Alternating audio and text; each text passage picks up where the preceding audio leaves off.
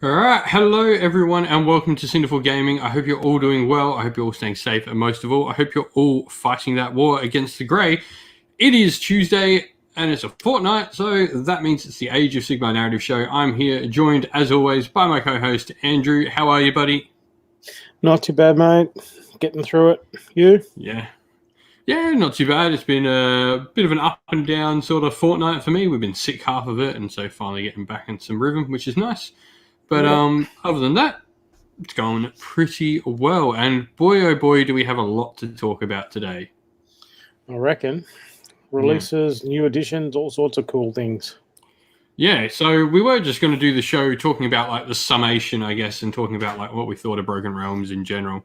But with that, I guess we've been given a ton of information, so it made sense to talk about all the information we know about Third as well. Yeah. Well, I mean, as you say, I think a lot of that stuff that's come out in those Broken Realms books obviously was geared towards Third, and especially some of the stuff that's come out in Cragnos. Yeah, which is pretty cool. And we'll probably focus on Cragnos more. We've done a video talking about the others in quite a bit of detail, so Cragnos will definitely be our big sort of focus for talking about that. But before we get into it, let's talk a little bit about what we've been up to. What have you been up to hobby-wise lately? I'm still frantically trying to get stuff done for Sydney Slaughter, which is coming up this weekend. I've got my Boingrot Bounders, which are just about done. And I'm in the process. I'm about 2/3 of the way through the Loon Boss on his giant squig. I'm assuming my daughter can shake her apparent cold, whatever it is she's coming down with. No, it's not COVID. We should be good to go. Awesome. No, that's sweet. If people have been watching the Hobby Hangouts, I've been painting Skaven Clan Rats. 120 of the little buggers. I finished painting up the Wood Elves like not too long ago. People have seen the army running about now. And that was like really fun. I sort of did the Wood Elves like getting near the end of the edition. There's no point building up like an army for like a play style or anything like that. And I'm like, you know what? Wood Elves were my army back in fantasy times, or one of my very early fantasy armies. They were actually my second army, but my first models. Because when I got Wood Elves, they didn't have an army book, so I didn't get them till like the 06, 05 release, whatever it was. But like I painted up a really old army because I never used to paint when I was a kid. You know, that the same old kid. A lot of people are like it when they're kids. They just want to play the game.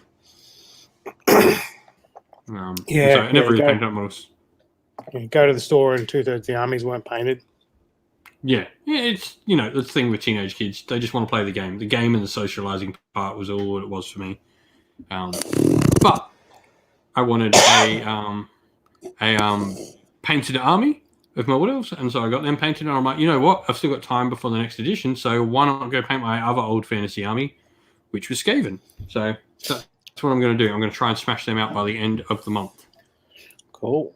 Well, Skaven played a reasonably big role in Cragnos too, so yeah, we'll get onto them. But other than that, I've got a 2,500 point tournament coming up. I think it's 4 games, so that should be a bit of fun. I don't know what we're going to take to that. It's just run by one of my local stores. We've got both our local stores now running events all the time, so it's great. That's cool. Yeah. Almost, I'll have like 2 a month every month, which is really fun. Yeah, well, I mean, the Goulburn event the other week was pretty good because that's an hour 45 from me. So for someone living where I live, that's actually close. There's some more events up in Goulburn there run by the Mortally Wounded guys. That was pretty cool. Nice. So other than that, I guess shout out time. Do you want to give a shout out to any particular podcast, any company, or anything that you've sort of had some good luck using or watching, etc.? Both on the same vein. James Mabry and the boys from Mortally Wounded was a really good event in Goulburn, and looking forward to Slaughter this weekend, assuming we can still make it. Nice. So, Sydney Slaughter. I believe they had were their looking list for for one extra player. Yeah, they've had a few people pull out different points. So I think as of last night, they were still looking for one at a late pull out. They've got a buy bust if they can't get one, but yeah, and that is the thing. Like if Beth is still sick, it's two of us to pull out, so they don't have to adjust it at all. It's a pain, but the world being what it is right now, there's not much you can do about it. It is what it is. Yeah. Yep, that's right. I guess for me, I actually want to give a shout out to a company in New Zealand that's just starting up called Mithras Games, Mithras. And what they do is they actually put out game mats with a brand new table size. So the 60 by 44. They're from New Zealand, so if you're in Australia and New Zealand, they're pretty reasonable to get. I think they're fairly reasonable price. They've got one design up at the moment, and they've got other designs coming soon, but they're sponsoring my GT. I've had a good chat with them. Got in contact with them because one of my friends, my local players, his wife does designs for them. So sort of like weird connection there, but they're really cool. I was looking for like new game mats because obviously for the GT, and then stumbled across them. I think they're like one of the only companies doing the game size like for that at the moment. Well, it's always good to be one of the first in because you're going to get more business, hey? Yeah, so if you want new game mats from that size, check out Mithras Games. I'll leave a link in the description of the video. But other than that, let's get cracking into some news. And so we'll go over here. First of all, Warhammer Seiji. So we'll just go through pretty much all the articles that Games Workshop has put up and talk a little bit about them because there's been a few of them. And so the first article they put up, a big thing they try to push in the early sort of chatter was heroes are more heroic, monsters are more monstrous. Yep. And so we see the heroic actions come into play. So these are a bunch of abilities that your hero can use in every hero phase, and they do a bunch of different things. But I guess at a high level, what is your thoughts on these? Well, from a sort of narrative perspective, I think they're fantastic. It really does make your hero a hero. I don't think it's, and even from a rules perspective, I don't think it's game breaking. I think it's quite characterful. As much as some of them are quite powerful, I still think only being able to do one of each in a round is going to limit that somewhat. Yeah, and then there's extra limitations on probably on the finest hour one where it's every hero can only do it once. Yeah, that's right. So, that's when you break that down, even hero-heavy armies are not going to be laying waste the way some people were worried about. I think it's cool. I like the narrative-y stuff. I like the idea of, the finest hour. I mean, although I know people are whining that it's 40K-esque, but, it's still that sort of, He-Man, I have the power type stuff. It's pretty cool. Yeah. I think actually my favorite one, speaking from a narrative perspective on this, is heroic leadership. I like how you add 2 to your roll for it if your general's dead. Yeah. Like your second in command is taking command of the force and like having to be this big powerful hero all of a sudden. Stepping up and taking the reins, yeah. Yeah. No, I really thought like just that on a narrative perspective, like the story to be able to say, I got this extra command point that won a game for me or allow me to do this cool thing because my general died, and it builds a story for your character by himself right there and then. Yeah. And they've been like the amount of noise they've been making about a new and improved Path to Glory type system too. I mean that will be very cool. Giving you scope. Giving Might scope talk to about name that a little bit. Because it's one of the things I haven't talked about in an article, and the only little snippet we've got of Path to Glory. So obviously we've been told that if you like Crusade, it'll be like that. And for those who don't play 40K, Crusade is absolutely amazing. Yeah, for narrative gamers, it's very cool. Yeah, it's a true like proper system set up for narrative gaming.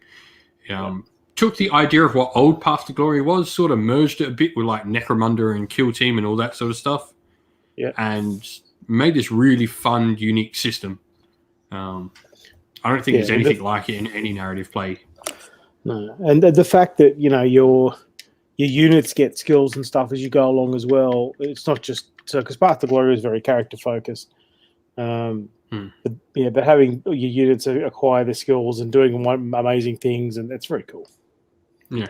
And I guess the only other snippet we got on that Path to Glory stuff was in one of the videos, Ben mentioned on how War Scroll battalions are part of Path to Glory, on how you build around one. Yeah. We got a tiny little snippet. It was just like an offhand comment, but I'm just like, oh, okay. Yeah, the battalion stuff, they've been pretty, keeping close to their chest to date. Because there's a lot of talk about how that was going to change and their core battalions and this sort of stuff. So, I mean, I think that'll be interesting. I kind of wonder if it's a bit like, 40K, the way that their armies are put together, like detachments. I'm wondering maybe if it's like that, but, I guess we'll find out. Yeah, there's certainly been a couple of things they've kept. So far we haven't seen battalions and we haven't seen narrative or open play. We haven't, they've been the three. Obviously, I think everyone's focusing on battalions because, just normal play is the generic way everyone sort of sees it, and it is the big missing piece, I think, at the moment. Yeah. We've seen all these other little bit of rules, and obviously we've not seen the whole picture, but we've seen what's happening in parts of the game. And I feel that, the battalions are the missing thing that we have no idea. Just that and composition. Yeah, I mean, we may get a leak, a little hint in the next day or so, because they've been dropping stuff every day. So we'll see. So yeah, continuing on to heroes though, after that little, so more command points. This I thought was brilliant, because obviously we sort of got some rumors that maybe Relentless Discipline was going to be how command points were going to work, so people were worrying they were going to become very plentiful. But I really like that they've not. I like that command points as such a valuable resource in Age of Sigmar. It's so limited. But they've obviously kept the double turn. Yeah. And we've now got a new thing to shape the double turn, which is you get 2 command points going second. And I think that is massive. Yeah. I mean, you combine that with the fact that, you can do things in the enemy hero phase as well. That's going to be very cool. Even today, when they released the stuff about the endless spells, endless spells moving in every hero phase, yours and your opponent's. Yeah, that's huge. Yeah, there's a ton of interactivity between the turns. I really do love it, and of course, rightly so, people have maybe pointed out that the downside of all this interactivity may be a longer game. That is a fair assumption to make. I don't think there's anything wrong with that. However, I think the counterpoint to that is if we do see the points increases, then that makes up for it. So I don't think a lot changes. So I don't think if points increase in the game size, what was a 2,000 point army, you now are only painting 1,700, 1,800 points for, because you're dropping a unit and a character probably. You're probably playing the same amount of time. Yeah. But one other thing with this is it's after you get these command points after determining who has the turn. So no longer do you not have a command point on turn 1 if you haven't bought one and go second. Yeah. So you can't be alpha strikes. Yeah, and that's obviously been worked into the new rules. So that's where you're not utterly helpless in that first turn. And look, you never really were. No, you had waste. You could buy one. Yeah, but with that being a given now, that's I think it's good though, because obviously we've not seen battalions. We just talked about this, but there is the rumors that battalions are going to narrative play, and we're getting core battalions. I think this makes it so battalions aren't quite so necessary, because definitely going off our narrative play sort of subject, there was times in why or not even in narrative play, you're thinking of buying a battalion just because it gives you that command point. Yeah. But that was kind of built into the game, which was the issue. So I think this can. you look for those battalions that weren't going to tax you anything. And you're getting a command point and an ability, even instead of just the 50 points for the command point, Yeah, and I think this is like part of the problem they saw, and I think the community saw in general, is battalions were very, like, as much as I like them, and a lot of them are very narrative focused, like battalions in their nature in Age of Sigmar are narrative focused. But they were certainly haves and have-nots with the abilities. Yeah. For every change host, there was a, I don't know, let's think of something terrible. There was a Spite Revenant battalion in Sylvaneth. Yeah. I mean, and some of them, like the Slanesh army that I'm building, is based around the Depraved Drove, which is a pretty average battalion. But all it really did was let you take your beasts in that Slanesh list. So I think that's the biggest one for me with the Lost Battalions, is those Beasts of Chaos. Which I hope we see something, because they do mention Nurgle Beasts of Chaos in Cragnos. Yes. Look, I wouldn't actually be surprised. Yeah, I wouldn't actually be surprised if we saw some beast variants in different armies, to be honest, given the way that Cragnos was worded. Continuing on with our characters, we've got using command abilities as a rule. And something to point out too, I guess not noted, is the numbering of the rules. Being able to state a rule by number. I love this. Yeah. This is so easy to follow. Being able to write down important rules for you to remember for your army. So I don't know, you're playing Caradron Overlords, for example, and they have garrisoning as like a major rule with their ships. You can go, cool. Like the Caradron book, if they ever got a re-release, can go see rule 15.6 for garrisoning. Yeah. And it doesn't need to be in the Caradron battle tome anymore, but it's got a perfect reference for you to go see it. Or, you get a triumph. Read article, or I say article because that's what Caradron do. But see rule 15.51 or whatever. Yeah. It's a really nice what system. We get. Because at the moment we get, as per main rule book, then you've got to go and find it. Without having a specific reference like that will make things easier. Yes. Searching for rules at the moment, because I've got my little brother learning with me, just trying to find rule nuances just to explain to him perfectly what happens. So I'm not wrong is a nightmare. I hate trying to find rules at the moment. It's horrible. Yeah. And you can never find it when you want it. No. But anyway, 6.1, using command abilities. To use a command ability, you must spend 1 command point, unless you're playing Lumineth, because you're spending 2. Because they'll use that goddamn spell on you. Pick 1 friendly model to issue the command, and pick 1 friendly unit to receive the command. Unless otherwise noted, the models that can issue commands and the units they can issue them to are as follows. Unit champions can issue commands to their own unit. Cool. Yeah. Heroes can issue commands to units wholly within 12. I like it. Generals to 18, wholly within, and totems to 18 within. Yeah. 2 cool things in there. Yeah. Going to see a lot more totems on the table, I think. Well, we have in recent armies, because obviously, I guess the only old ones that existed was the Knight Vexilla for Stormcast and the Blood Secretor. But we've seen the Lumineth have got one. Obviously, we've got a new Thunderstrike Armor Stormcast Vexilla. And we've got the weird totem dude in the Cruel Boys. I forget his name. Yeah. Which I like. I want to see totems back. I want to see big banners back on the table. They look amazing in armies. Yeah, it's your old battle standard bearer, Yeah. It was always the thing in fantasy. I loved seeing battle standard bearers on the table because you'd play your friend and they'd have this converted model up, or they'd have one of the limited edition models. Funny enough, I've just painted 2 of them up in my Wanderer's Force as normal banner bearers. Yeah. But I really like the totem part. I think that's cool. It's going to bring a new model into the game. It's giving another use to a particular sort of model.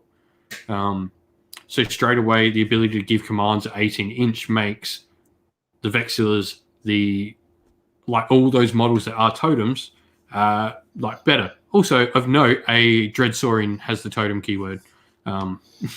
Yes, yeah. We were chatting about that in my Discord server a little bit. That's scary as hell. Yeah. Yep, they're that giant totem. So that's cool. Mm. And the other thing too, I think with stuff like that, and also with the the unit champions being able to issue orders to their unit, commands to the unit and stuff, we're starting to see some of those models that were pretty much redundant before now have a use. So the old unit champion, okay, they get one extra attack, okay, that's cool, but it's not huge. But now having them actually be lesser commanders of their troops, that's very characterful and very cool. Yeah, it allows units to act independently on the table as well, which I really like. And I think this is maybe a little bit of where we're getting the Ossiarch Bone Reaper rule, like the relentless discipline. They've seen the system works in an army. I'm not against this. I'm like, yes, it removes some of the individuality of Ossiarch Bone Reapers, but a lot of the rules we've been seeing, they've shown in other armies. Yeah. And so we're continuing to see these rules like going, and we'll get to more, like Bounded on the Spells was a cool thing. More armies should have that. And so, yeah, it's just been really nice. Well, given the way that the endless spell movement seems to going to be happening, that's interesting as well. Like, because everyone's just going to, whoever's turn it is picks first, then you just start picking them at random in every hero phase. Yeah, we'll go on to Monstrous Rampage next, though. So, monsters, rule 21.1. This just feels nice being able to state numbers. At the end of the charge phase, each player can carry out one of the Monstrous Rampage rules from the table below for each friendly monster. However, you can only do each one of these once, so it means you can only use 4, effectively. Yeah. So, and they're used in the charge phase. So, raw, pick one enemy unit within 3 inches of this model, roll a dice. On a 3+, that unit cannot issue or receive commands in the following combat phase. That's really good. Yeah. Especially given the way that they've changed the command stuff. That's massive. That could be really big. Stomp, you just do some mortal wounds to another to something that's not a monster. Titanic Duel, pick one enemy monster within 3 inches and you add 1 to hit against it. And Smash to Rubble, this is the cool one. Pick one faction terrain feature or defensible terrain feature within 3 inches of this model and roll a dice. On a 3+, it's demolished. And as per the rules on the Fox and all of that, we know, and Cragnos, we know demolished means like it loses all its abilities. It no longer counts as terrain. It doesn't provide cover or anything like that. Yeah. Some people, are going to be unhappy about that, but that's the way. And look, I think, all the angst now that was surrounding Severeth and the Lumineth kind of becomes redundant because anybody with a monster can pretty much do the same thing. Yeah. And look, once again, this is picking something that's not particularly great in the game. I mean, there are obviously monsters that are, I think you've got generally your very small monsters are good. So you're very small, or there aren't many of them left because I think Sharks lost the keyword. I think so. But your big ones, like Terrageists and Stonehorns and Maw Crushers and Star Drakes, they're all good enough. Points aside, but they all do a job. But you had those mid-tier monsters, things like the Gorgon, the Gargant, unless it was Man Crush. I posted about that. I'm like, there is going to be nothing more satisfying than, because the Cygor is a Warherd unit, so in Dark Walkers, I can ambush him on.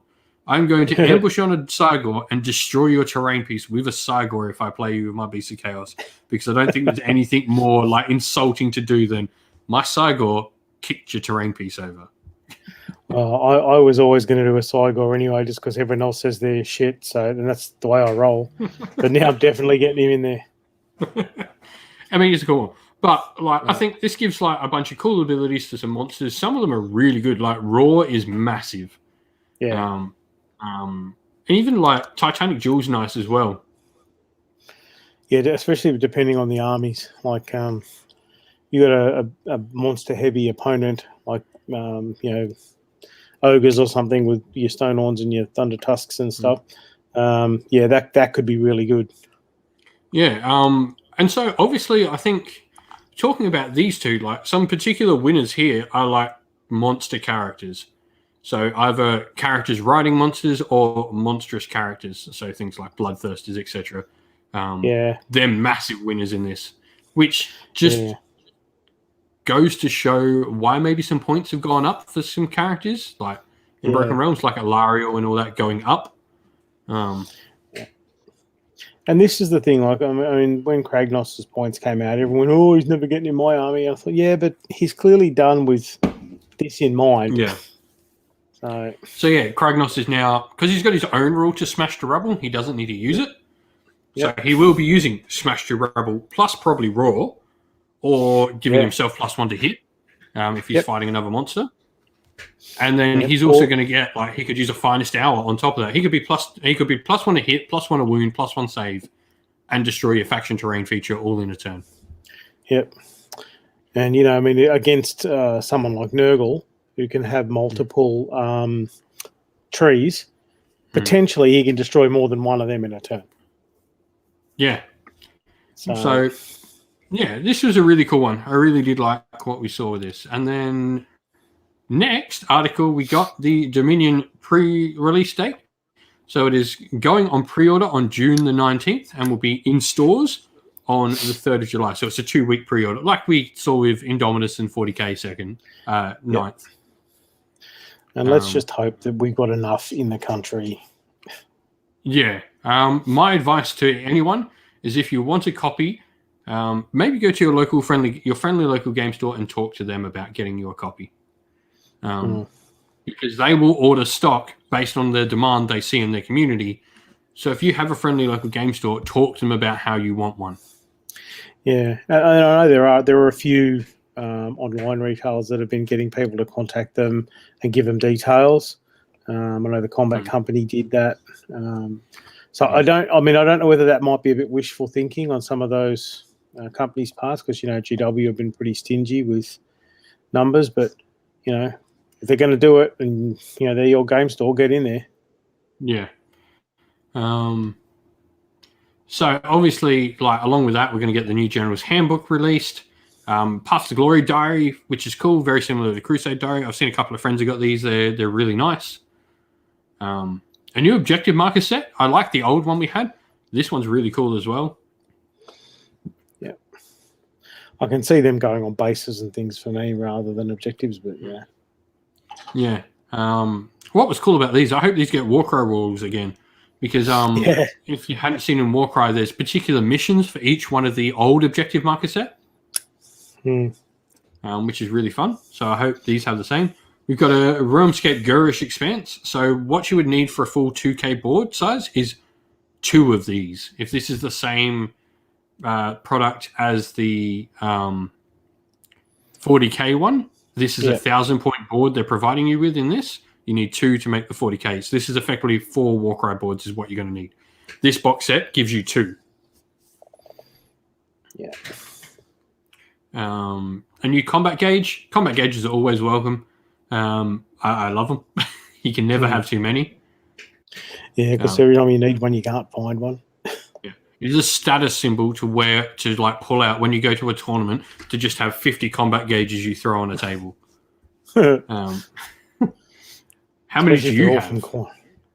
Yeah, more than I can count.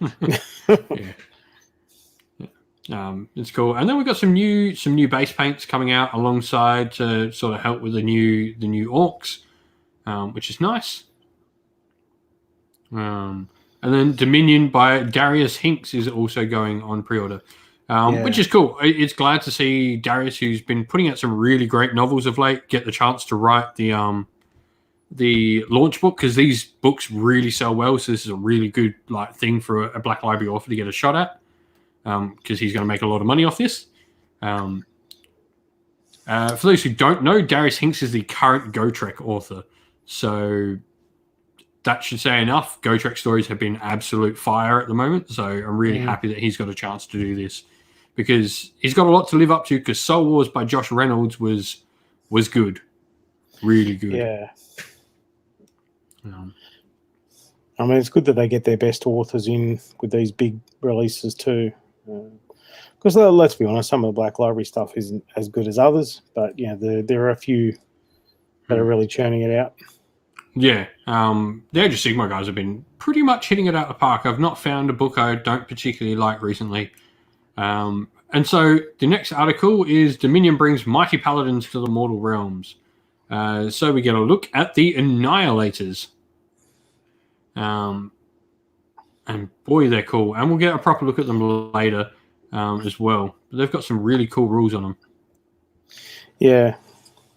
Hit like a truck. Yeah. So I talked a little bit about this. They've got a movement of 4. They've got 3 wounds, 2+ save, which is nice. The 2+ save is interesting to talk about because paladins actually have a 4+ save, and normally when you see a shield on a model, it's +1 save. So are paladins going up to a 3-up? That could be really cool. Well, there's been a lot of noise around them, and a lot of the stories and stuff have talked about them. So it also means like guys like your Draco Cavalry, you would assume, are going to get much nastier as well. Yeah. Also, I want to speaking of that, I will talk about that in a second. One of the articles with the particular, but Meteoric Hammer, 3 attacks, 3. They're like pretty much retributors in their stat line, but no mortal wounds output out of their attacks. But they have this blazing impact and the force of a falling star, which are their main sort of rules. And so, blazing impact, after this unit is set up on the battlefield, any enemy unit within 10 inch on a 3+ takes D3 mortals, and you can reroll charges for them. Yep. And then you have force like a falling star, where they do you roll a number of dice equal to their charge roll when you charge something, and for each 4+ is a mortal wound. So there's a ton of mortals coming out of them already. Yeah, and of course the other generic Stormcast rule we saw was the explode when they die. Yeah, we'll get to that one in now. So Stormcast Eternal is a leech of versatile options for the new edition. So Blaze of Glory, which is, when they die, they do a mortal wound on a 6. So, what is it? It's if a friendly Stormcast Eternal model is slain within 1 inch of an enemy unit, before removing that model from play, pick one enemy unit within 1 inch of that model and roll a number of dice equal to the wounds characteristic. Now, that's nice. Star Drake. Yeah. Like, obviously, you're not wanting your Stormcast to die. And what this does for me is it gives something back to an army that I don't think is going to have a lot of models on the table anymore. No. So, and you add one to the roll if they've got the Thunderstrike keyword, because, of course, we've heard about how the Thunderstrike armor like really does explode like big time to send them back. For each 6, you do a mortal wound back to your opponent. So, you got a 50% chance on a paladin to do a mortal wound. Yeah. It's pretty cool. Yeah. And then the other big rule we got shown, and this one, oh boy, this has caused a bit of rage. And, at first I was not keen on this. I'm still probably not 100% sold on it. I don't think it's perfect in its current writing, but I think there's ways to work with it. And I think as we see more, it'll show us more. Yeah, I'm not. Like, as I was saying before we went on the air, I'm a little bit over all the angst every time something's released. I understand why this could cause some issues, but look, it's not the end of the world. And we don't know. I mean, we've only seen that one bit. We don't know if there's anything different with different armies. We don't know if there's a special rule for cavalry bases or anything. There might be more, and even if there's not, if it proves problematic, it'll get FAQ'd at some point. So, yeah.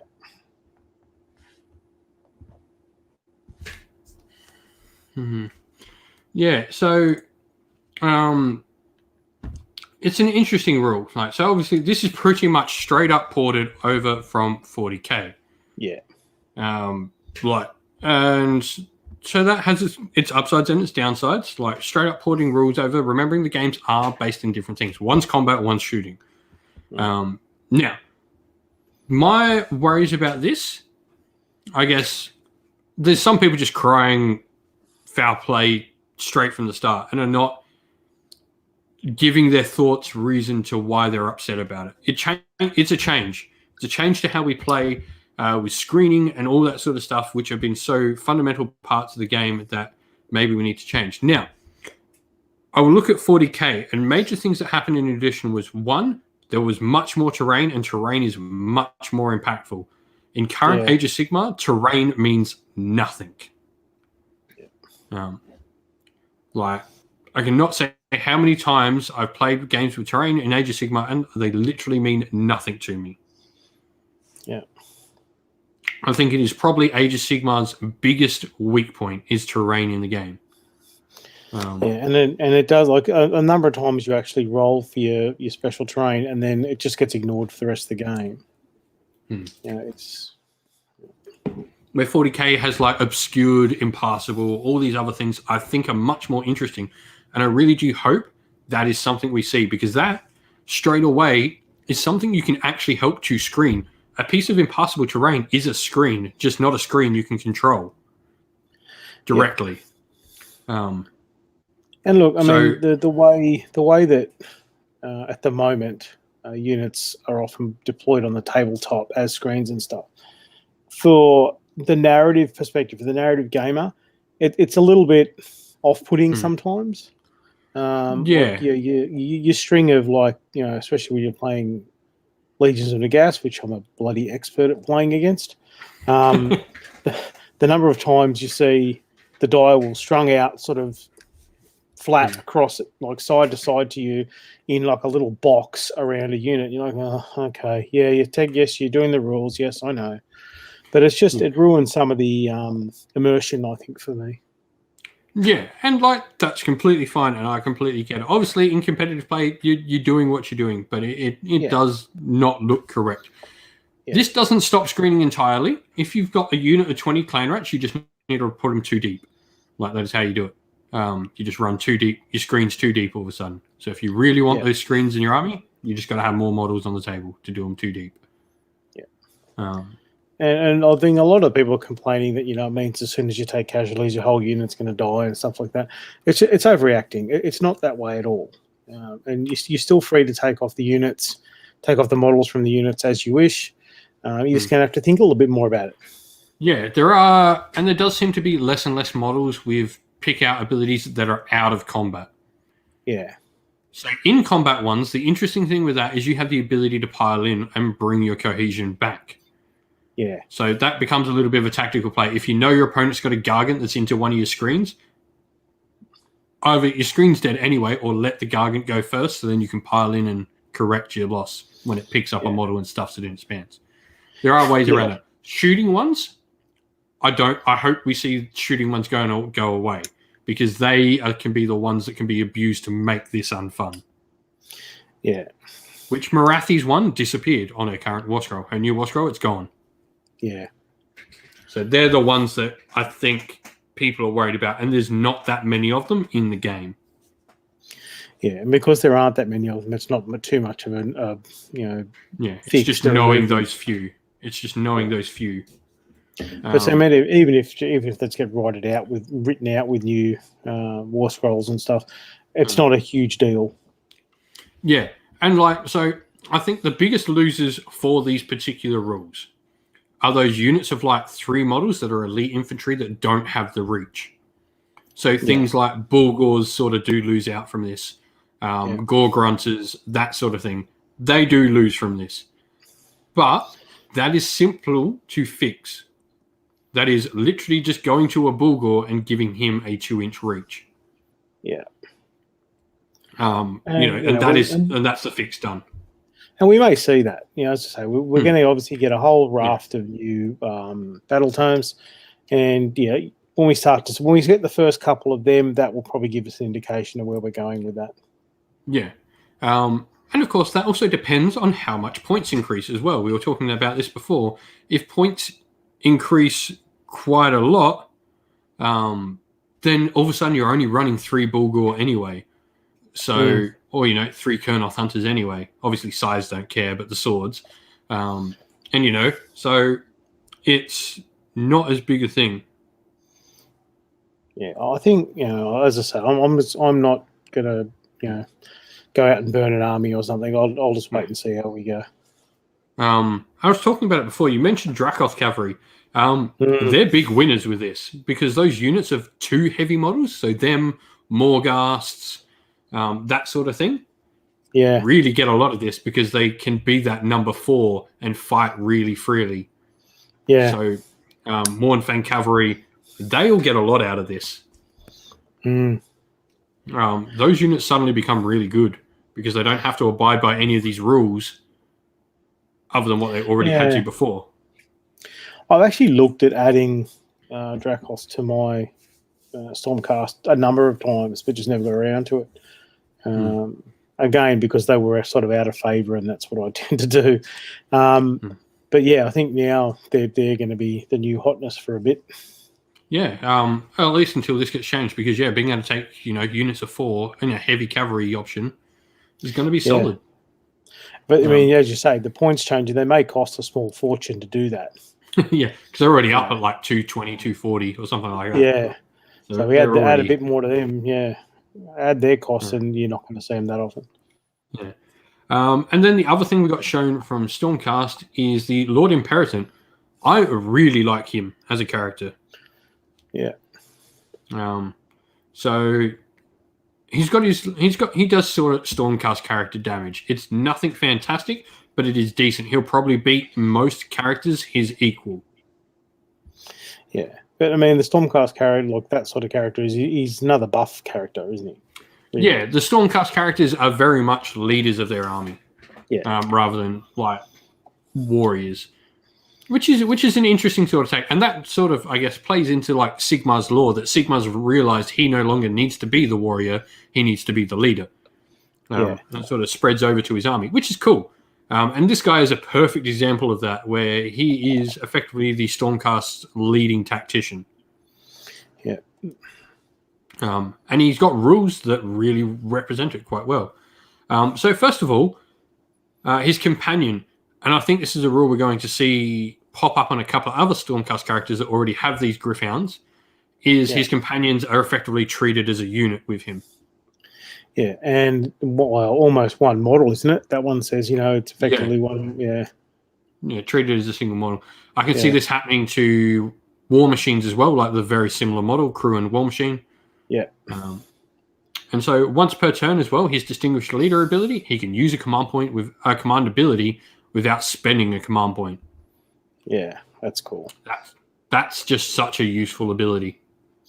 Yeah, especially given what we were just talking about with the changes to command points and stuff. And then, once per turn, guided by lightning, at the end of your movement phase, if any friendly units with this ability are on the battlefield, you can say that they will guide a rival of Stormcast warriors.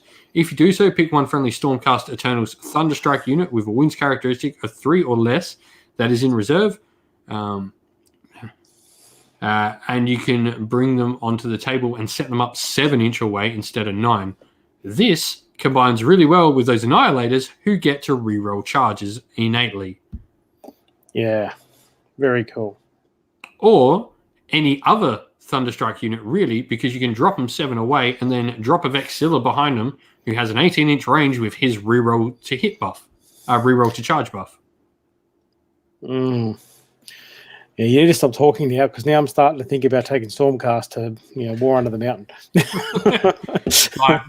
There's a lot to like. He is solid, and if Stormcast gets some solid abilities with him, yeah. And what's cool is that first one doesn't cost a command point because it's an ability. So you could combine that with Gavriel Sherheart to get a 2 command points, and you got a 3-inch charge with a reroll with Vexilla there.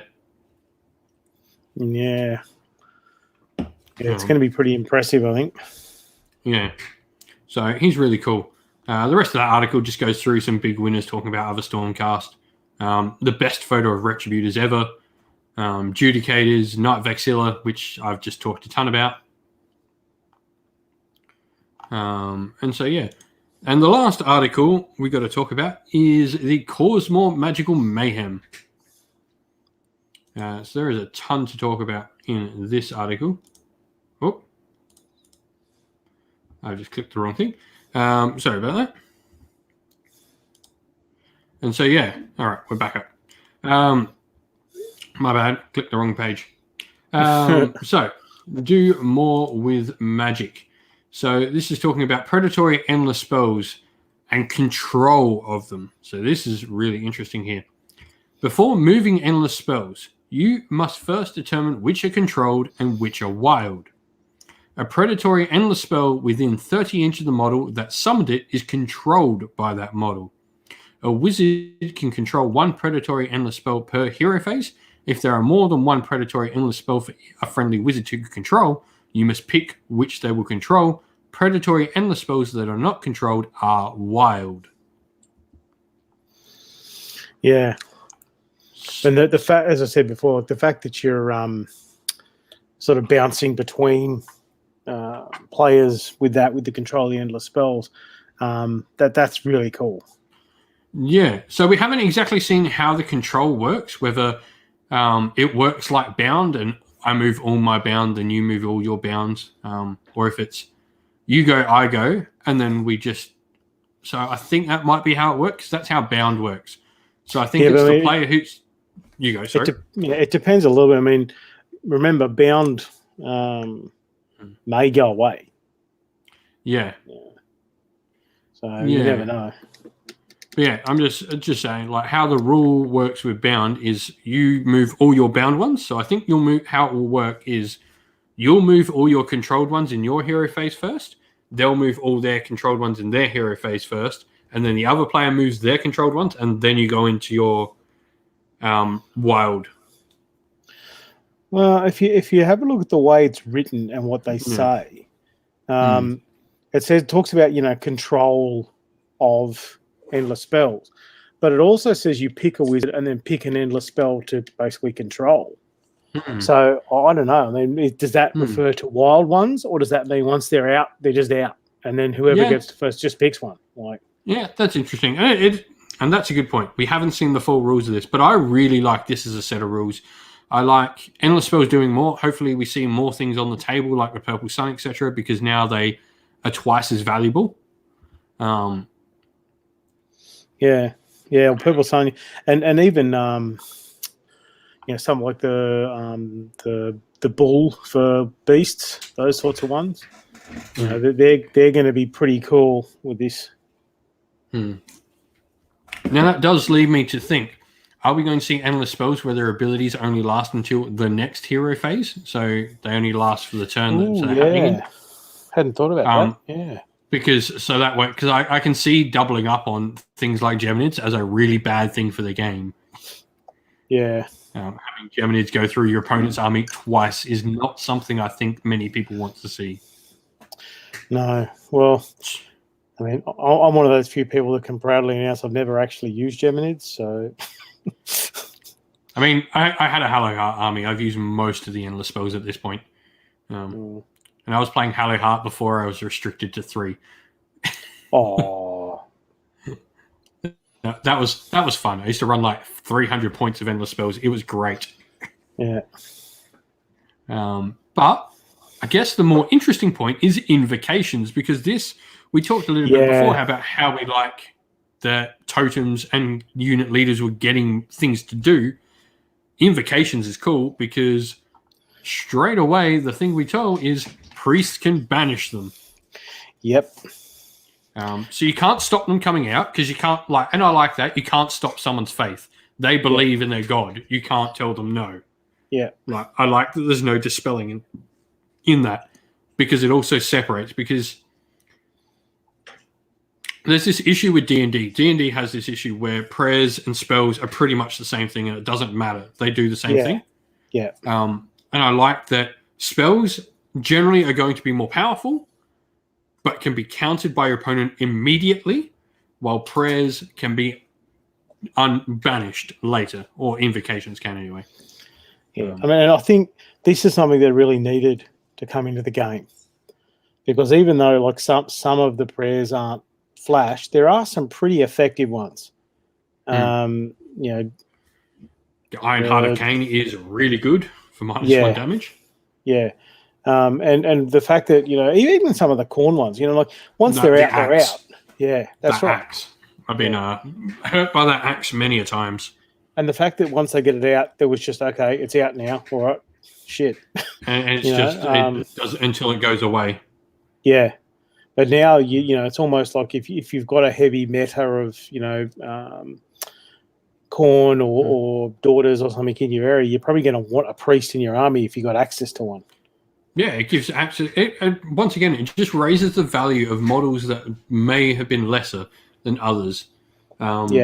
You know, all of a sudden, like your Lord Relictor, the Lord Veritant for Stormcast, Khorne have these in abundance, which is really cool. And there's other priests all throughout the army. Nagash actually can as well. Nagash has the priest keyword. Yeah, we'll see. So when you think about the Oryx with the war chanters and stuff. Yeah, no, definitely. And then I think they continue on this by giving priests generic prayers. Yeah, that's cool. That does feel cool. D&D. Yeah. And so the first one is one I think we're going to see if you have a priest, like being able to get a 6-up ward.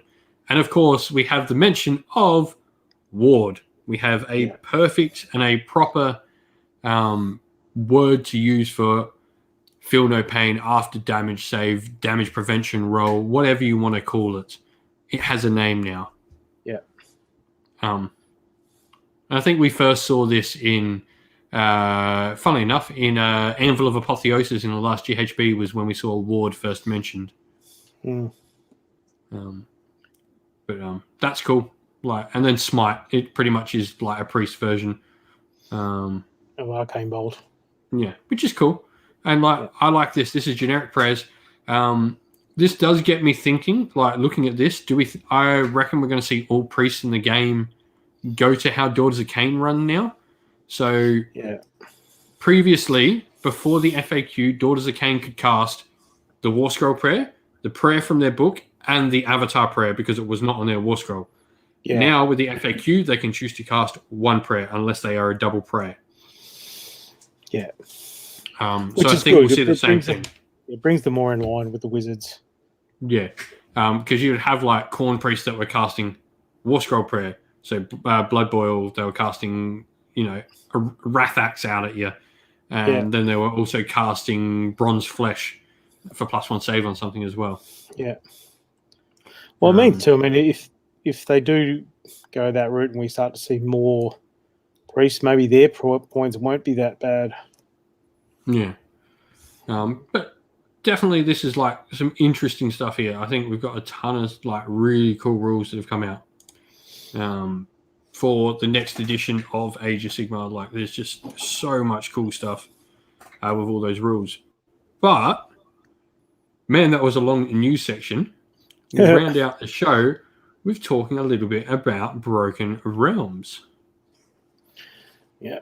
My main man, Cragnos. Yeah. I guess on a hype, like an overall point, what did you think of Broken Realms in general? Like the whole thing? From a narrative perspective, I loved it. I really like when we see storyline advance. From another perspective, once it started, there were no real surprises that Third Ed was coming because it was very much like 40k did. But yeah, look, I mean, overall, I was pretty happy with what happened, and it gave some much needed buffs and fixes to some less than sterling units as well, rules wise. So that was cool. Yeah, no, most certainly. I think it was on a higher level, like it was a good thing. Like the narrative was fun, and like you said, there was nothing sort of unexpected. But I think what they did do is they finished up the story very well and set up the next story. Broken Realms in itself, I don't feel was like a true story on its own. It was finishing up the Soul Wars and setting up the next play. It was like that in between episode wrapping everything up. Yeah, well, I mean, even spoilers at the end of Cragnos, it doesn't feel like anything's resolved, really. No, it's setting up the story, which is cool. Yeah. It's giving us a whole addition to like, all right, we haven't actually told you the whole story. We've just set up the story now. Because obviously, like, the first book was part of the story. The first Broken Realms was probably the setup for Broken Realms in Marathi. That set up the events of Broken Realms, and we'll get to the end of that. But Teclis was certainly, without a doubt, that whole book was just about finishing up the Soul Wars. Yeah, that was the end of the Soul Wars. And Nagash getting his ass handed to him was the climax of that. Yeah. And then we had the third, Bellicor, which was starting to put in motion the story for... Bellicor was the first one to really start to put in motion the next story, because it gave Sigmar a new problem. Yeah. And then, of course, Cragnos, everything comes to a head. Yeah. And I mean, Cragnos, for me, like I really like the story. Even though I've now got the model, I'm still a little bit... I wish they'd gone something more big and gribbly for Cragnos rather than just a big centaur. I mean, I like the idea, but he's a bit, I don't know, generic-y for what GW is doing with Sigmar these days. Yeah, he does sort of feel like that, and maybe that's like what they're trying to do with the Age of Myth. Maybe the Age of Myth is these big creatures of like old, but so we've talked all about the other three stories in Broken Realms in detail, so we won't really go over them. We've got a previous episode of the narrative show where we've gone over all of them bit by bit. Yep. Let's talk Cragnos. So the start of Broken Realms Cragnos starts with Alariel, actually. Well, it's her fault. Yeah. So Alariel's conducting this big ritual. Now that she knows that Teclis has defeated Nagash, she's like, all this death magic across the realm. She's effectively trying to make life magic spring again. And, sort of undo the work that Nagash has done. However, like any godly being, she thinks she needs to overdo it a little bit too much, and she does. And she brings back to life the Oak of Ages Past, which becomes the Oak of Ages, and makes a brand new forest called Athel Loren. Yeah. You have no idea how excited I was when I heard those words. Well, I'm pretty sure as I was reading it, I heard you squeal with delight from 2 states away. I was just a little bit happy. So effectively, she's reborn Athel Loren, which is really cool. But what happens is these seeds from the Oak of Ages spring out across the realms. And so Alariel's big thing is that, and the Sylvaneth in general, is that they have this spirit song. It's like this, I think you could imagine Pocahontas is a great way to put it, how the trees talk to each other in Pocahontas. That's effectively the Sylvaneth. There's a lot of Celtic mythology stuff in there as well, the Song of Making and that sort of stuff. Yeah, I mean, that's where the Wood Elves lore from fantasy comes from, like Gaelic Celts. I mean, you look at war dances. Yeah. They are pretty much Gaelic Celts. Anyway, so effectively she springs these seeds. And so her song, only the Sylvaneth directly connected to it through her consort king Kurnoth can actually hear her, and they pass on the message. So the Kurnoth hunters hear it across the realms. But what she did is she actually has now sent these seeds out, and they birth into the tree song, the war song Revenants, that's the word. And they can produce her song across the realm. So wherever they are, and these seeds, like her song plays to all Sylvaneth around them.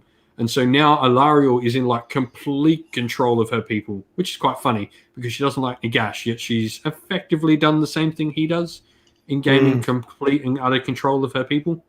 Yeah. But now the Sylvaneth can hear the song across all the realms now. And, by by the way, that dude is much bigger than you think. As a model. Yeah, the model's huge.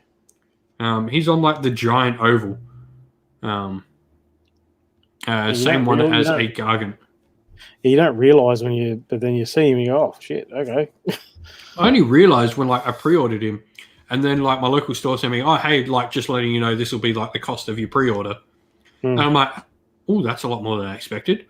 And then it turns out he's a $90 model, and I'm like, is he that much for that model? And then I realized he was much bigger. He's in like the proper, like that sort of box. It was a bit hard to tell from the early images. Yeah, he's. But anyway, back on track. He's a chunky boy. So she effectively brings this song to all the realms, and she's now got this massive network of her, where the Sylvaneth from all across the realms and all the forests of all the realms now hear Alariel's song. She's got complete control of the forest of the mortal realms now. Yeah. And it's interesting there, they talk about, her fellow gods and stuff and her relationship a little bit with them, which has kind of been neglected for Alariel for a bit. Yeah, I mean, I feel like she's going to be a major player going forward. And it's interesting because she's not been a major player since the Realmgate Wars. She, almost for the entirety of the Soul Wars, sat it out. Yeah, like she was sort of sulking because Nurgle effed everything up in Ghyran. All we can do, Nurgle's ruined everything. So that was effectively not even Act 1, the pre-act to it all. That's the opening couple of pages, and so then we get to sort of look at the next part of the story. So, but how do you feel about Alariel and like how much of a role she's just playing into the story now? Well, I think it's for me, Alariel's always been a who character. Like even the bits in the early in the Realmgate Wars and stuff, like she kind of felt like, because remember that model came out right at the end of Fantasy, and it was kind of like, I don't know, for me she felt like a bit of an afterthought, like they didn't really know what to do with her. And there's the Nurgle invaded Ghyran and screwed the whole world up. But now I think they've got, because they've got all these other gods and things out there now. I think they've probably found a way that they can make her relevant again. Yeah, because she was sort of like the first god creature that we had out. And so there's the problem with being first is no one ever really knows how to do it properly. And I think we've seen with like things like Teclis, with other major players like Marathi now and all that, we've seen that they know what to do with these big characters. Yeah. Well, see, Marathi too, and initially with her, they did the whole, she transforms thing, so it made the little model pretty redundant. And so the rules now, the story, the background, the rules now reflect that you get your cool model and you can use it. So I'm wondering though whether or not we might see a new Alariel. Yeah, that could be interesting. So Act 1 starts pretty much. We sort of see like the story is pretty much focused all on the siege of Excelsis in all parts of it. And so effectively, it's actually really cool because they bring the stories that have happened in Black Library a major part into this. So the City of Secrets and all that sort of stuff are a major like setup to why the city is like it is. So effectively, these in the City of Secrets novel, Tzeentch cultists rise up, try to take over the city. They fail. But what this leads to is the citizens of the city becoming really fearful of magic and outlawing, and then it turns into like a cult, pretty much, that like they start attacking elves, they start attacking wizards, and even looking like warily at like Sacrosanct Stormcast and all that sort of stuff. Yeah, and it's a sort of medieval witch hunt type situation. Yeah. At which point, the Slaanesh birthed twins sort of take their advantage of it. There's that great sort of scene where they've been gathering up all the mirrors in Excelsis and hiding them away, and then turns out that the two spirits of Slaanesh, twin spirits of Slaanesh, can watch everything through said mirrors, and yeah, it's very cool. Yeah, and then side note on that, Skaven screwing things up for other Chaos Army, other people. The Skaven have gone around breaking them so that they can't be seen what they're doing. Yep. Typical Skaven. The way that actually the description of the Skaven assault on the city is very cool. The description, especially of the gutter runners and the assassins leaping across rooftops and wielding daggers in their prehensile tails and things. It's very cool. Can we have some new Clanation models, please? Yes. Some new plastic night runners and gutter runners and stuff. Yeah. Nice new assassin. It'd be lovely. But yeah, so effectively all these things start happening, and of course then we sort of jump over to Cragnos. Who turns out who turns out, he really doesn't like the Slann very much. Yeah, so we learn a little bit about him. So effectively in the old time he was like just some general warlord, very Genghis Khan-y style. Came from nothing to rule, and he started a war. He started a war with the Draconith, which were like these ancient dragons, and the Drogu Empire that he's a part of, Drogrok Empire. Yeah, which were his species. So these giant centaur creatures. You get the idea that the Age of Myth had a lot of very big people living in it. Yeah, because we've heard about Gargans, we've now heard about Cragnoss's people. And we've now heard about dragons being populous races in the Age of Myth. This sounds like a very dangerous time. And it's good because it talks about the Shaggoth history as well, the dragon ogre history, and how the dragons and the Drogrok were allies initially, and then Cragnos decides, screw that, let's pick a fight, and so. It sort of we get a little bit of a look at Cragnos and like what he is, and effectively Alariel has brought him back to life or awakened by him accident. By accident, and he effectively just breaks out of his tomb, which was under Beastgrave, which is cool. They're tying in the card game into this as well. I really like it, and so he starts going on a rampage. We then jump to Skragrott, who has seen this like great thing where he needs these 3 great artifacts to sort of complete the vision that he's had, because of course he is plagued by these visions, and he effectively tries to convince Godrak to help him. Yeah. And Godrak isn't sort of keen. It's like, we need to go find this under a pile of rubble. Godrak goes, that's pretty boring. But we also need to go smash this city for one of them. And Godrak goes, okay, now I'm on board. Yes, let's destroy this. Yes, we'll do that. I guess I'll pick up the other one for you too, as long as I get to smash that city. Yep. And the in real good traditional storytelling style, they all happen to arrive at Excelsis at the same time. Yeah. Cragnos and Godrak actually meet before that, though. And they have a bit of a scrap. Punch on for a bit, yeah. Until Skragrott plucks up the courage to tell him, oi, you both should go fight this other thing. Yeah, he summons a shower of meteor-y things, and not before Cragnos knocks Big Tooth out. Yeah, so which is cool. Like this straight away, like they've told you how powerful Cragnos is. The fact that Godrak went toe to toe with him gives Godrak that next level of power. Yep. Even though he probably came off second best, it was cool. And you've just elevated Godrak as a character. Yeah, the fact that it goes previously and talks about how easily Cragnos just snotted everyone. The fact that Godrak, even though he does come off, as you say, second, the fact that he did last as long as he did and didn't take any appreciable damage, really, that says a lot. Yeah, and also elevated Skragrott in the same story. This was really cool for building up those destruction characters.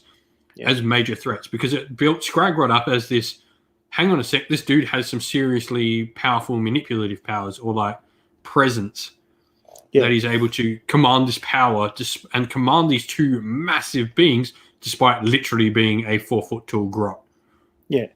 And so I think that's one of the things I think that Cragnos sets up really well, because Destruction has been the sort of pissweak little sibling. The whooping boys. Everyone's whooping boys. Yeah. And now all of a sudden, actually, no, these guys are a threat. Yeah. So we then go through that, and effectively they rock up at Excelsis the same time all this other stuff is going. The cultists rise up, and everyone in Excelsis gets into a big fight. Now, Excelsis is defended pretty well. You had the Vendents to rock up. You also had Croak rock up in his living body. Yeah. So Croak is no longer a mummified skeleton. He has an actual body now. He deigns it necessary to actually have a mortal form again. Which is interesting, because the model's still dead. But I mean, I think the other thing is that, of course, we were introduced to Croak even before that, because he was in the background of Cragnos too. So at the beginning, so when we're talking about Cragnos, but he's the Croak's one of the ones that helps orchestrate the prison for him. And so pretty much the story of Excelsis goes, the Vendents have to help fight with the Order of Azir. There's another Stormcast chamber, and they actually end up getting quite beaten. They're actually on the losing side until the savior arrives of Excelsis, Morathi. Because of course she does. She has so much to gain out of helping this. Oh no, she's just altruistic. What are you talking about? She's just a nice lady. No, she has a ton to gain from this. No, what are you talking about? She's just misunderstood. So, effectively, Morathi and the Daughters of Cain come in, and they trick Cragnos, Croak, and a couple of others trick Cragnos into following into some portal. We don't exactly know why he jumps into the portal. So I think there's something, like, it must have shown something to Cragnos to redirect him. I'm wondering if it's Dracothian or something. Yeah, because like it's Croak and Morathi that do it, and they don't really care. Or if it's because he doesn't really have. It'd be interesting. It's got to have been something. So that's an interesting story to follow up. But effectively, the siege ends. You know, the Vendents end up actually banishing the Slaanesh twins, the witch hunters, for the minute.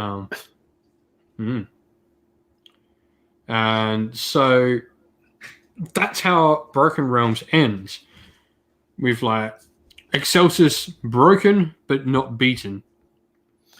And that's what I said. Like, I mean, it sets more up than it answers, really. Yeah, I mean, there's the question of, you know, where did Cragnos go? Is the big one, but also, what the hell is Morathi doing? Like she's playing some. I mean, it's Morathi. She's playing some long game. Yeah, and so I guess the end of the book ends really well, and just further pushes our point of like how this isn't Broken Realms wasn't a focal story. It was the story to end and begin the new story. Yeah. It was the joining block. Well, that's what when I said earlier, like, you know, I mean, I think there's the stuff at the start of the book when it is sort of talking about the prehistory of Gur and stuff like that, and it mentions the fact that the races that were around were basically beastmen, the Beastacars. Now, given that Cragnos is essentially a centaur, and it did cross. I mean, I don't know, but it did cross my mind that, you know, maybe we'll get some beastmen in Destruction as well as Chaos. Because if you think about it, like there are humans who are in both Chaos and Order. There are elves that are in Chaos and Order. We've seen the Chaos Dwarden in the War Scry. Ogres as well. Ogres, right. Ogres, elves, and dwarves all exist in Warcry Chaos Warbands. That's right. So, I mean, well, why not see beasts in destruction. Yeah, which would be cool. But effectively, we then get a summation of all the main plots. So Be'lakor encounters the newborns, and they sort of trade barbs against each other. You're a dick. No, you're a dick. Pretty much. But Be'lakor goes, well, actually, you should see the blow I did to Sigmar. And warns them of like a Dwarden that led the charge at the Vindicarum. That chaos isn't safe in this part. Like order, like even though Be'lakor did a pretty good thing, then he's like, you might want to be careful because there's some people that don't like us out there. Yeah. And of course the dwarf we're talking about here is most likely Grombrindle, the White Dwarf. Yeah, there's been a lot of discussion about that, like Grombrindle, or is Grombrindle going to be sort of Grimnir reborn sort of thing? Yeah. So for those who don't know as well, Grombrindle or a character like Grombrindle has appeared in the Gotrek stories before as well. Yeah. So it's not the first appearance. And Gotrek seems to be playing more and more a part in the mortal realms as a whole.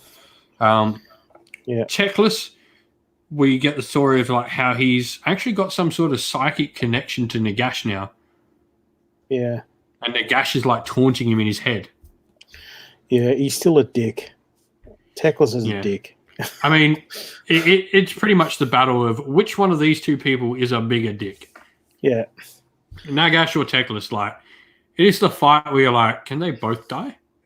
yeah. Like, I mean, Teclis is just so... It's so... I'm doing this for the right reasons. You're fucking not. You're doing it because you want stuff. Yeah, he's that... Teclis is that hero that's gone too far. Teclis is Superman when he starts trying to take over the world to make it safe. That is Teclis. Yeah. Like, he does things for the good. However, he overdoes them and, like, thinks about good in his eyes only. Yeah, which kind of ends up in D&D terms being more lawful evil. Yeah, Teclis is pretty much that. I can go for that. Cragnos. So we don't exactly see what happened to Cragnos. But we do get like the allusion to the new Cruel Boys and all that in the book, who in particular are very heavily worshippers of Cragnos. I'm waiting. I'm interested to see the new Orc battle tome because that's been confirmed they're in the war clans. So it's not confirmed if they're in war clans in the battle tome. It's just confirmed they will be able to be used in that. So the thought would be they're part of Big War. Yeah, but I mean, that being the case, like they're unlikely, I would think, to split them into their own battle tome. And then probably the most interesting, I guess, final story is Morathi. So Morathi enters Sigmaron to parley with the God King himself. He will not meet her personally. Instead, he sends the Celestin Prime to sort of meet her. Morathi, she pretty much tries to say, hey, look, I came and helped you. You should let me keep Harkuron. The Celestin Prime's about to go all back down on her. Now, remembering, while his rules on the table the Celestin Prime has only ever been defeated once, and that was by Lady Alinda, and she played a whole bunch of tricks on him. He has been and fought some of the most nastiest characters in the world, and won every time. He's undefeated. He's defeated once. He previously was undefeated. Yeah, he's kind of the embodiment of Sigmar in Stormcast form. However, just as the Morathi and the Celestin Prime are about to go try and crack each other's head open, Grungy walks in. Yep. And that's where we end. Yes, dun dun dun. So that it's just like it said, it leaves so much questions. It's like Be'lakor knows he's done a thing, but it's like the Slaanesh twins are obviously plotting more. What this did for me, Broken Realms more than anything, it's brought new characters into the limelight and given them a place. This is something I've been crying out for in Age of Sigmar for so long, to have these named characters that lead the way in the story, because it's easy to build your own characters and make your own side story. We've now got that freedom with Age of Sigmar, but the thing that was lacking was these big primary characters that drive the story for us. I mean, I think, like on the tabletop too, that we're in an interesting sort of situation in Sigmar, because in 40k, for the longest time, the Primarchs and the Emperor and blah blah blah, but they weren't face to face with us. And so they brought out 40k Gilliman and stuff. We started seeing the Demon Primarchs and stuff, and it did kind of pave the way for this sort of thing. So now in Sigmar we have gods on the tabletop. So I think they may have been reluctant for a while to sort of put those massive things happening in the story, because they wouldn't be reflected on the tabletop. Because if you had a character in the game who was literally godlike power, well, then what's the point in playing? Yeah. But yeah, I think now that we're starting to see that there are more of those level of people out there, maybe we'll start to see some big changes. Yeah, and there's definitely like some interesting. Like, I'll be really interested to see what the Slaanesh twins do now, because it really does sound like they're plotting more. While Be'lakor's more quite happy on his throne and probably just going to go back to his normal. I'm going to try and annoy Archaon gimmick. Try and take over the world. Yeah. And then Marathi, obviously, she's playing some long game. There's something more there. And we got the short story with her and Malarian. That he's just, you can. The first scene of that short story is literally Malarian going on and just the slow clap of like, clap, clap, clap. Well done, mother. What have you done now? That's a really interesting story. Like just seeing Malarian, because he is now the big one we need to see, because we've got enough on Tyrion. We know Tyrion's fighting some other enemy, and what that enemy is, we don't know. I'm going to. It could be Malarian, but I think that's maybe a little bit right, because it doesn't sound like Malarian's fighting against them. No, I think he's dick level equal to Marathi. He's more about him than anything else. I mean, because he's been spying on Sigmar. He gave Sigmar this entire gladiatorium. Yeah. That is actually a giant spy device. Yeah, of course. And this thing, like, I don't think it's likely that Tyrion and Teclis and Malarian are punching on. I think we will see Malarian and we'll get some Shadow Elves at some point. But yeah, I don't know what's going on with Teclis. That's what I mean, dick. Yeah, he's another one that's like, you're not quite sure. It'd be really interesting, though. Like, I think they have set up a really interesting story for Teclis with this connection to Nagash. Yeah. Because he's going to try and get rid of that, and I guarantee that's going to be in how Nagash comes back. Yeah. Is Teclis kills Nagash him. Nagash is immortal, so he'll be back somehow. Yeah. But it really just set up like a bunch of cool stories that I can't wait to see how they all come out and they all get revealed. There's just a ton of stuff to get excited about. Yeah. And the thing is too, like with a really good, from a rules perspective, with a really good narrative, Path to Glory type system, it also means that you can really put together some stuff that feels like you're contributing, which is very cool. Yeah, without a doubt. So before we leave the show, I want to round out with a couple of things we're going to be doing on the channel, because I think we've pretty much covered Broken Realms. Yep. So first of all, you might have seen there's some new channel art. And we finally opened our Teespring store, so you can pick up a bunch of the shirts. There's all linked in the description. And thank you to Lady Witchfox Art for all the artwork she's done and will be doing, because we'll be getting a ton more done. I'm really, really happy with all the characters. Yeah, she's amazing. Yeah. Stuff has been looking amazing. But also, we will have our Soulbound show is very, very soon to get started again.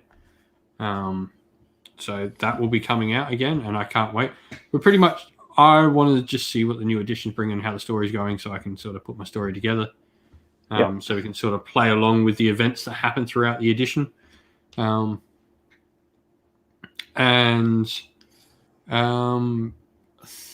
All right. Lastly, we should have some stuff happening in the Discord server, which you can find in the description of the video, happening over the next start of the edition.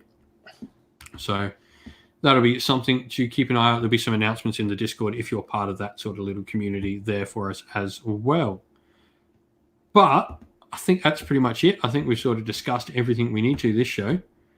We'll be back in a fortnight's time, and we should have a ton to chat about then, because that'll be just before the launch of the new edition. Yeah. So with that said, everyone, I want to thank you all for coming, watching, having a good time with us.